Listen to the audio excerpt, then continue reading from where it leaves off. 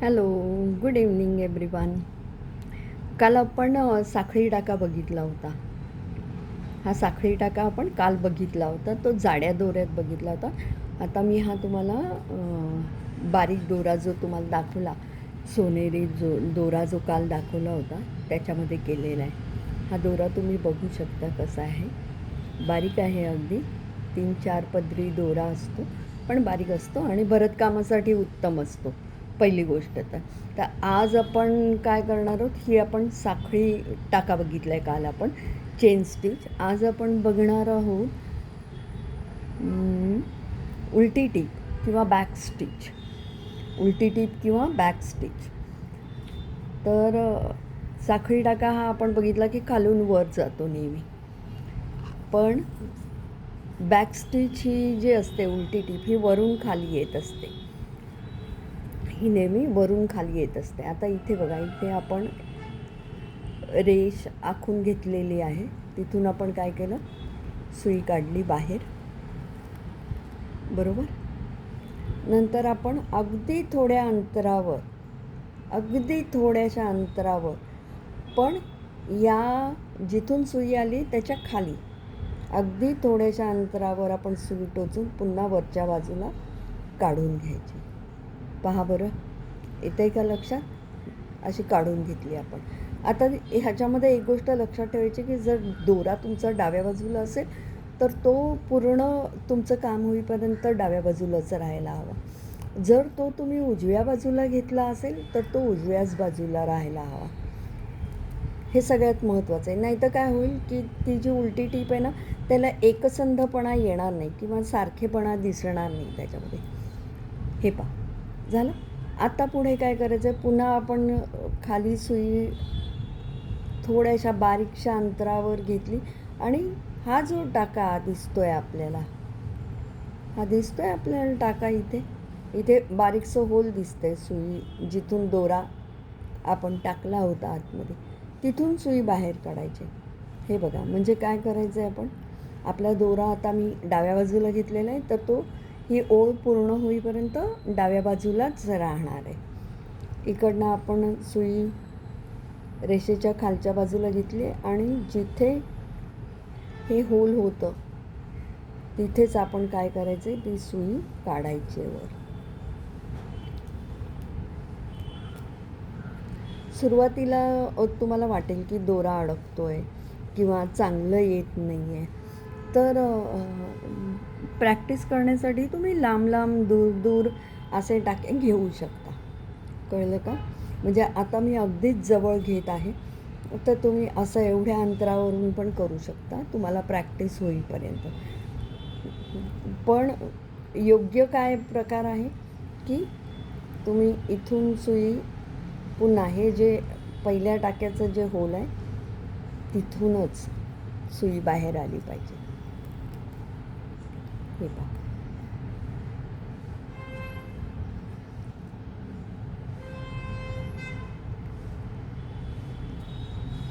आता माझा टाका हा डाव्या बाजूला दोरा आहे, तर माझा दोरा हा शेवटपर्यंत डाव्या बाजूलाच राहणार आहे. पुन्हा एकदा मी थोडंसं जवळ घेऊन दाखवते. हे बघा, सुई अगदी इथे टाकली आणि कुठून बाहेर आली आहे, कुठून बाहेर येते ते बघा, ते महत्त्वाचं आहे. पहिला जो टाका आहे त्याच्या होलमधून ती सुई बाहेर आली पाहिजे. बारीकसं भोक असतं, तिथून ती सुई बाहेर यायला हवी. म्हणजे काय होईल की सगळे टाके सारखे घातले गेलेले दिसतील. आता हे बघा, माझा दोरा डाव्या बाजूला असल्यामुळे ही ओळ तुम्हाला अशी दिसते.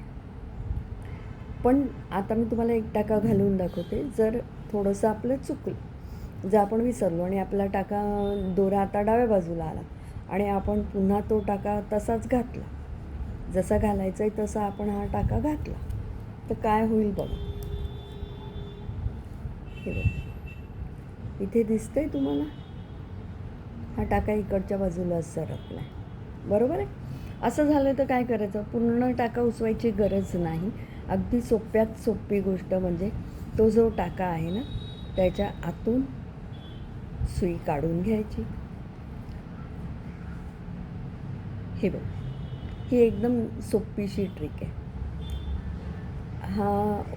ही उलटी टीप आहे. ह्याचे डिझाईन्स पण आपण नंतर पाहणार आहोत. आधी आपण फक्त काय करतो की बेसिक टाके शिकूयात जे काय आहेत ते. भरतकामामध्ये प्रचंड वेगवेगळ्या प्रकारचे टाके आहेत. प्रत्येकजण आपापल्या पद्धतीने नवीन नवीन शोधही लावत असतो. तुम्हीही एखादा नवीन टाका शोधून काढलात तर नक्की मला कळवा. मला तो आपल्या चॅनलवर दाखवायला नक्की आवडेल. तुमच्या नावासकट. सॉरी, काहीतरी झालं. हां, हे बघा. आता हा दोरा माझा डाव्या बाजूला आहे, तो डाव्या बाजूलाच राहायला पाहिजे. आता मी बरंचसं काम, भरतकाम वगैरे, पेंटिंग म्हणा, हे सगळं क्रोशे वर्क सगळं डाव्या हाताने करते. त्यामुळे तुमचा दोरा उजव्या बाजूला येऊ शकतो आणि त्यात काही चुकीची गोष्ट नाही. आता हे जर झालं आणि तुम्हाला बंद करायचं तर काय करायचं, पुढे थोडंसं अंतर घ्यायचं, इथे सुई खाली घालायची आणि गाठ मारायची. आता मी ही पूर्ण झालेली ओळ तुम्हाला पुढच्या भागामध्ये दाखवेन. हे अशाच प्रकारे पूर्ण करायचं. एकदा तुम्हाला पाठीमागून दाखवते. हे बघा, पाठीमागून कसं दिसतंय तेही पाहून घ्या. एकच ओळ यायला पाहिजे पाठीमागून सुद्धा. इथे डबल डबल काही होता कामा नये. जर ते व्यवस्थित एकच ओळ येत असेल, ही आता क्लिअर आहे मला वाटतं, एकच ओळ येत असेल ही व्यवस्थित, तर मग आपलं काम बरोबर आहे असं म्हणता येईल आपल्याला. तर मला वाटतं की तुम्हाला हा टाका कसा घालायचा तो कळलेला आहे. पुढच्या भागामध्ये मी तुम्हाला दाखवेनच पूर्ण झालेली ओळ, आणि नंतर आपण नवीन एक टाका शिकूयात. शक्यतो माझा प्रयत्न आहे की आपण रोज एक टाका शिकायचा, आणि नंतर मग आपण त्याचे एक साधारण आपले 5 म्हणण्यापेक्षा 10 टाके झाले की मग आपण ते डिझाईन कसं करायचं किंवा डिझाईनमध्ये कसे बसवायचे वेगवेगळे टाके, तेही आपण पाहणार आहोत. हे पहा,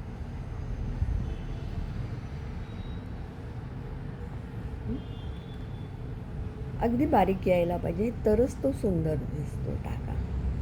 हा तुम्ही सवय होईपर्यंत दूर दूर असं घालू शकता. म्हणजे जोपर्यंत तुम्हाला त्याची सवय होत नाही तोपर्यंत तुम्ही दूर दूर घालू शकता. पण चांगली गोष्ट ही असते की तो टाका जवळजवळ यायला पाहिजे, एकसंध दिसायला पाहिजे, आणि पाठीमागून सुद्धा तो तसाच असला पाहिजे, एका ओळीमध्येच आला पाहिजे, म्हणजे एका लाईनमध्ये यायला पाहिजे पाठीमागून सुद्धा. हे सगळ्यात महत्त्वाचं असतं. ठीक आहे. तर तुम्ही ह्या टाक्याची प्रॅक्टिस करा. साधारणपणे मी 10 म्हणते आहे खरं तर, पण साधारणपणे 5 टाके झाले की आपण ते टाके वापरून डिझाईन कसं करायचं तेही पाहणार आहोत. ठीक आहे. तर एन्जॉय करा तुमचं भरतकाम. आजचं आपलं या सिरीजमधला दुसरा भाग झालेला आहे. उलटी टीप आपण शिकलेली आहोत किंवा बॅक स्टिच. आणि जर तुम्हाला हवंच असेल तर तुम्ही इथे लिहू शकता. जे काही टाके आपण शिकणार आहोत त्याची नावं लिहू शकता. साखळी टाका, उलटी टीप, अशी नावं तुम्ही लिहून ठेवू शकता.